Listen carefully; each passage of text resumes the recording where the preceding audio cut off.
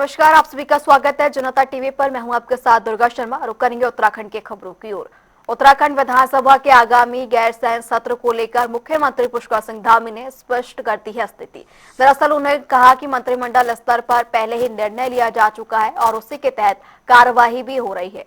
गैरसैंण सत्र के बाद बजट सत्र आयोजित होगा, जिसकी तैयारियां शुरू कर दी गई है।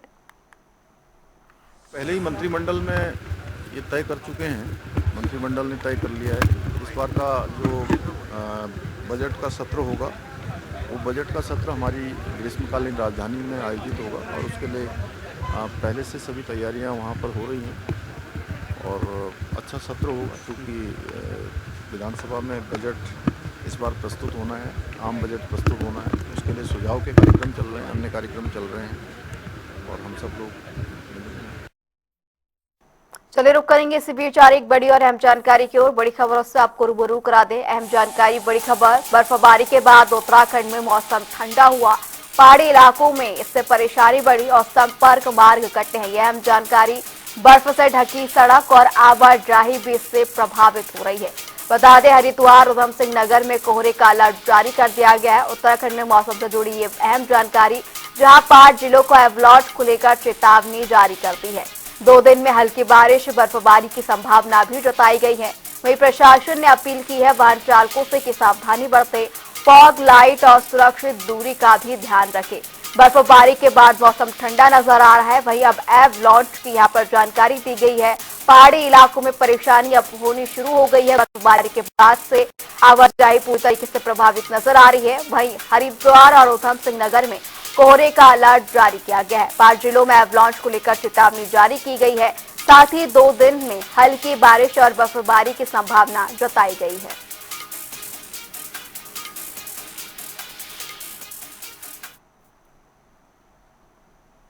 उत्तराखंड में बीते कुछ दिनों से मौसम लगातार करवट बदल रहा है। सक्रिय पश्चिमी विक्षोभ के चलते उच्च हिमालयी क्षेत्रों में बर्फबारी और मैदानी इलाकों में बारिश दर्ज की गई है। मौसम विभाग के अनुसार पश्चिमी विक्षोभ अब आगे बढ़ चुका है, लेकिन इसके अवशेष प्रभाव से उत्तरकाशी, चमोली, पिथौरागढ़, बागेश्वर और रुद्रप्रयाग के कुछ हिस्सों में हल्की बारिश और बर्फबारी की संभावना अभी भी बनी हुई है। मौसम विभाग ने 30 से 31 जनवरी को नए पश्चिमी विक्षोभ के सक्रिय होने की चेतावनी दी, जिसका असर 1 और 2 फरवरी को सबसे अधिक रहेगा। पश्चिम विक्षोभ चल रहा था तो उसने कल जो है और आज सुबह तक जो है काफ़ी जो है रेनफॉल और स्नोफॉल दिया है काफ़ी एरिया में। और बर्फबारी ज़्यादातर ऊपर, जैसे हमने बताया था, ज़्यादातर 2500 मीटर और 2800 मीटर से ऊपर वाले हाइट वाले एरिया में हमको मिली है। तो अभी ये सिस्टम तो ऑलमोस्ट निकल गया है, लेकिन उत्तर के जो हमारे जनपद है, खासतौर से उत्तरकाशी, चमोली और पिथौरागढ़, उससे लगे हुए बाकी बागेश्वर या रुद्रप्रयाग के कुछ इलाके हैं जहाँ पे अभी भी ये जो है कुछ क्लाउडिंग देखी जा सकती है। तो वहाँ पे अभी भी आज भी उम्मीद है कुछ कुछ जगह पे बारिश और बर्फबारी हो सकती है। तो ये सिलसिला जो है ऐसे धीरे धीरे कम होता रहेगा, जैसे हमने पहले ही बताया। उसके बाद जो है 30-31 तारीख में जो पश्चिमी विक्षोभ एक और आ रहा है, तो उसका जो असर हमारे जो है प्रदेश में 1 तारीख को, खासतौर से 1 तारीख को, 31 की रात से हो सकता है बल्कि। तो ये 1 और 2 तारीख को देखने को मिल सकता है खास, और असली असर 1 तारीख को रहेगा। तो उसकी असर से जो है हमारे यहाँ पे जो हमको लग रहा है कि ज़्यादातर जगहों में जो है बर्फबारी और जो हल्की से मध्यम दर्जे की रेनफॉल और बर्फबारी होगी, वो 2800 मीटर के ऊपर ही अभी लग रहा है कि ऐसे हमको मिलने को, देखने को मिलेगी। ये तस्वीरें भी आप तक पहुंचा रहे हैं, जहां उत्तराखंड में बर्फबारी के बाद मौसम बदलता हुआ नजर आ रहा है।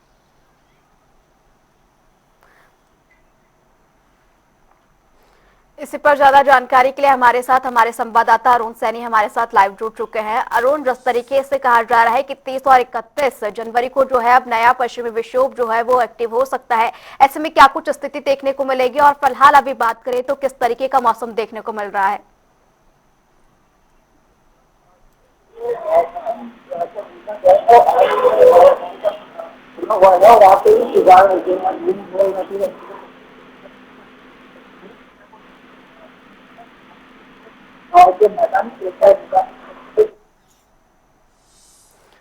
अरुण, आपकी आवाज हम तक नहीं पहुंच पा रही है, आपसे फिर जुड़ने की कोशिश करेंगे। बता दें, उत्तराखंड में पश्चिमी विक्षोभ को लेकर मौसम विभाग की ओर से अलर्ट जारी किया गया है।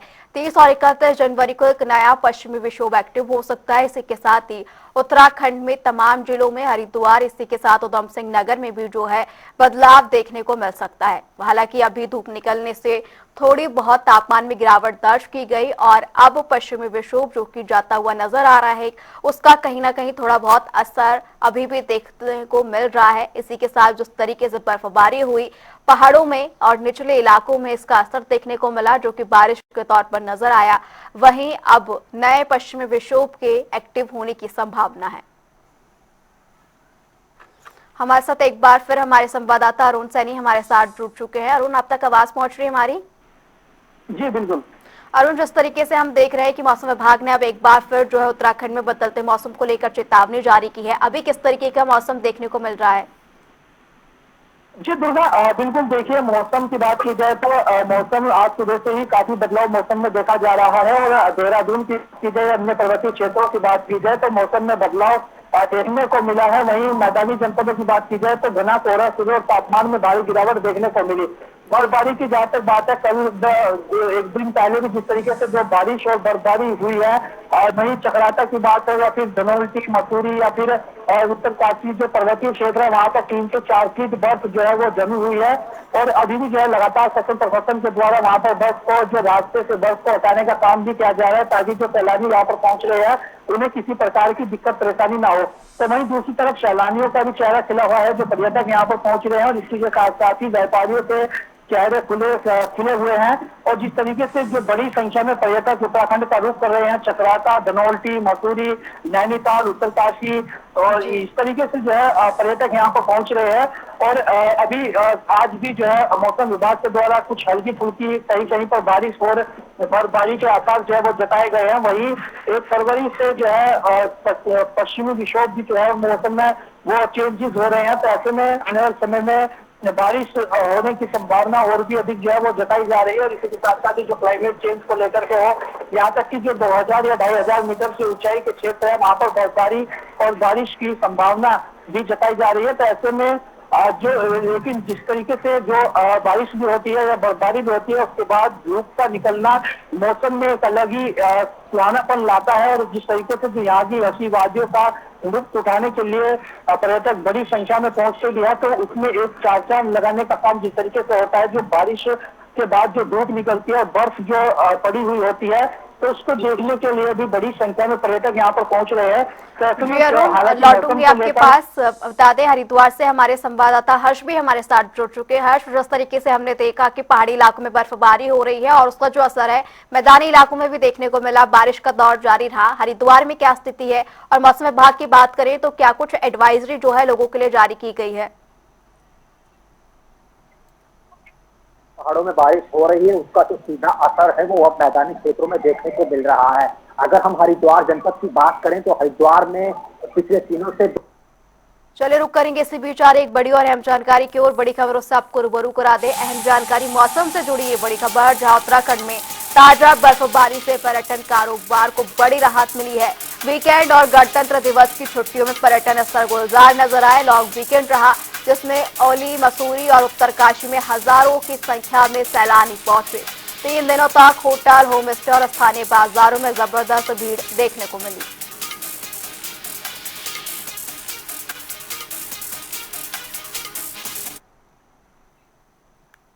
चलिए अब खबरों में आगे बढ़ेंगे। खबर देहरादून से, जहां देहरादून से एक बड़ी खबर सामने आई है, जहां उत्तराखंड के पूर्व मुख्यमंत्री और कांग्रेस के वरिष्ठ नेता हरीश रावत ने जमीनों पर हो रहे अतिक्रमण को लेकर राज्य सरकार पर गंभीर आरोप लगाए।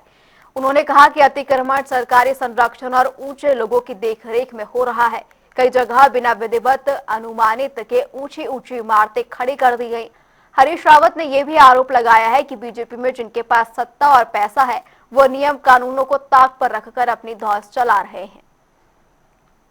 जमीन का में जो अतिक्रमण है सरकारी संरक्षण में हो रहा है और ऊंचे लोगों की देखरेख में हो रहा है। अभी देहरादून के अंदर ही कई जगह जहां बहुत बड़े बड़े ऊंचे माले बन गए हैं, बिल्डिंगें बन गई हैं, और जब उनकी परमिशन भी विधिवत तरीके से ली नहीं गई है, बिना परमिशन के बने हुए हैं। तो ये इस समय तो भाजपा के अंदर जिनके पास सत्ता है और पैसा है, वो अपने धौंस से नियम कानून को सब अपने घर पर खूंटे पर बांधे रख रहे हैं। बाकी कोई नियम कानून से व्यवस्था नहीं चल रही है। अंकिता भंडारी हत्याकांड को लेकर उत्तराखंड कांग्रेस प्रदेश अध्यक्ष गणेश गोदियाल ने दिल्ली में एक बार फिर प्रेस कॉन्फ्रेंस कर राज्य सरकार पर गंभीर आरोप लगाए। उन्होंने कहा कि सरकार मामले की जांच को भटकाने की कोशिश कर रही है। गणेश गोदियाल ने आरोप लगाया कि पीड़ित परिवार के लिखित प्रार्थना पत्र के बजाय किसी अन्य व्यक्ति के एफआईआर के आधार पर जांच की गई, जिससे संदेह पैदा होता है। उन्होंने कहा कि मुख्यमंत्री पुष्कर सिंह धामी द्वारा सीबीआई जांच की सिफारिश की घोषणा के 15 दिन से ज्यादा समय बीतने के बावजूद अब तक कोई आधिकारिक नोटिफिकेशन या सार्वजनिक जानकारी सामने नहीं आई है। उत्तराखंड की सरकार और मुख्यमंत्री पुष्कर सिंह धामी अंकिता भंडारी हत्याकांड की जांच को सीबीआई को सीधे सौंपने, पारदर्शी तौर पर इस जांच को सौंपने के बजाय इसमें कुछ न कुछ तिक्रम बिड़ा रहे हैं, क्योंकि तीसरे पक्ष से एक एफआईआर दर्ज हुई और उस पक्ष की एफआईआर को आधार बनाकर जांच का आधार बनाए जाने की बात कही। अब आज की स्थिति यह है, आज करीब 15-17 दिन बीत जाने के बाद, मुख्यमंत्री जी के ऐलान के बाद 15-17 दिन बीत जाने के बाद ये स्पष्ट नहीं है कि उत्तराखंड की सरकार ने सीबीआई जांच की संस्तुति की है कि नहीं की है। क्यों? क्योंकि इसको कोई नोटिफिकेशन पब्लिक डोमेन में नहीं आया, कोई बात पब्लिक डोमेन में भेजा जाता है सरकार के द्वारा, वो पब्लिक डोमेन में नहीं आया। मैंने कई बार देहरादून में प्रेस वार्ता आयोजित करके इस बात को मुख्यमंत्री से पूछा है कि मुख्यमंत्री ने जो ऐलान किया था कि हम इसकी सीबीआई जांच करेंगे, उसको सार्वजनिक करें कि उन्होंने किया कि नहीं किया। लेकिन अभी तक मुख्यमंत्री जी ने हमारे प्रश्नों का उत्तर देना उचित नहीं समझा, उत्तराखंड की सरकार ने हमारे प्रश्नों का उत्तर देना उचित नहीं समझा। पब्लिक डोमेन में जो प्रतिवेदन सीबीआई को भेजा जाना चाहिए था उसको सार्वजनिक नहीं किया। हम ये भी जानना चाहते हैं कि जो उसमें टर्म्स ऑफ रेफरेंस हैं, अगर भेजा है तो प्रतिवेदन अगर भेजा है तो उसमें टर्म्स ऑफ रेफरेंस क्या है? उत्तराखंड में यूनिफॉर्म सिविल कोड लागू होने के 1 वर्ष पूरे होने पर सियासी प्रतिक्रियाएं सामने आ रही है। बीजेपी विधायक खजान दास ने राज्य सरकार और मुख्यमंत्री पुष्कर सिंह धामी की जमकर सराहना की। उन्होंने कहा कि साल 2022 में यूसीसी की घोषणा के समय समाज के अलग अलग वर्गों में आशंकाएं थी, लेकिन 27 जनवरी 2025 को लागू होने के बाद कहीं भी असंतोष या विरोध नहीं देखा गया। खजान दास ने इसे सरकार की बड़ी सफलता बताते हुए मुख्यमंत्री पुष्कर सिंह धामी और केंद्रीय गृह मंत्री अमित शाह को ऐतिहासिक फैसले की बधाई दी।